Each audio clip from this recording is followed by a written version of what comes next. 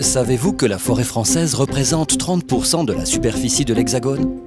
En France, 25% de cette surface appartient à l'État et aux communes. La gestion de ces forêts publiques a été confiée à l'ONF avec l'objectif de concilier 3 missions centrales. Produire du bois pour répondre aux besoins de la société, préserver l'environnement et accueillir le public. Ces espaces sont entretenus dans le cadre d'un plan d'aménagement défini sur 20 ans. La récolte de bois fait partie de la gestion forestière. Découvrons au cœur de cette chaînaie le travail de l'homme qui a façonné cette forêt. Pour cela, revenons au tout début. Tout commence avec une multitude de semis de chênes qui vont avoir un grand besoin d'attention pour leur survie. Faute de lumière et d'espace, tous ne pourront pas s'épanouir. Les forestiers procèdent à des opérations dites de dégagement pour assurer la croissance de certains et les aider à lutter contre la concurrence.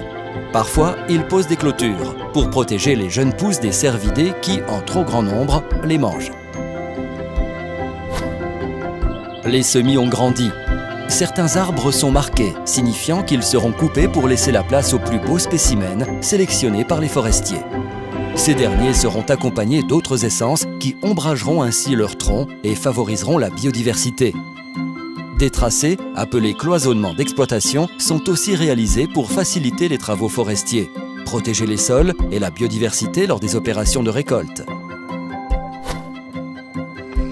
Les arbres coupés connaissent une seconde vie pour fournir des produits utiles au quotidien des hommes.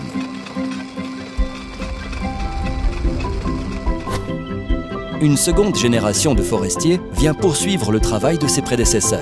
De nouvelles coupes sont réalisées, toujours dans le respect de la biodiversité. Des arbres morts sont conservés pour accueillir la faune et les champignons. Par exemple, les travaux sont interrompus pendant la période de reproduction de certains oiseaux protégés.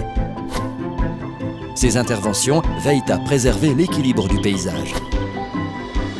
Elles garantissent le renouvellement de la forêt et l'apport de nouveaux usages du bois qui, en plus d'être utile à la société, permet de stocker le carbone. Sur cette parcelle forestière, dite en régénération, se côtoient désormais des arbres en devenir et des arbres mûrs. C'est le temps de la dernière récolte. Un autre cycle commence et une nouvelle diversité biologique s'installe.